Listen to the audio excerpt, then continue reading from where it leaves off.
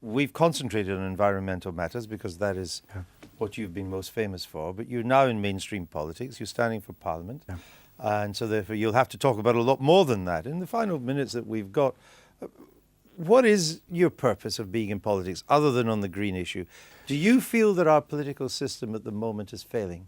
I think it's the biggest problem, beyond these environmental concerns, is that politics itself is broken. And you read in the newspapers at the moment that Hazel Blears, for example, has come up with some ludicrous strategy of rewarding people for voting. And you hear about ideas of reducing the voting age, or internet voting, or text voting, everything about making it easier. The premise is wrong. The premise, or the assumption, is that people are apathetic or bored of politics. And that's simply not the case. We're a political country. 1 million people marched against the war, 500,000 people marched against the hunting ban, millions of people signed up to pressure groups. People are political, but the political system is not where they're looking at the moment because they don't see that it's particularly responsive. The distance between people and power has grown to such an extent that the former have almost no say at all over the latter. That's true internationally with the European Union. It's true nationally, where we can choose every 1,500 days or so to choose between one group of people and another. They all look pretty similar to most people.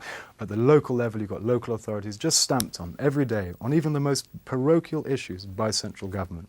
And I think what we need to see is a radical decentralization of power, along the lines of Switzerland, direct democracy, where people can initiate referendums and vote to repeal laws or even to initiate laws on issues that concern them. I think if you did that, the people themselves would become politicians, and we'd have a much more politically literate population than we have at the moment. I think that is the defining challenge. So a radical political agenda of decentralization, greater direct democracy, as well as a radical green agenda. That's the Goldsmith Manifesto. I think so.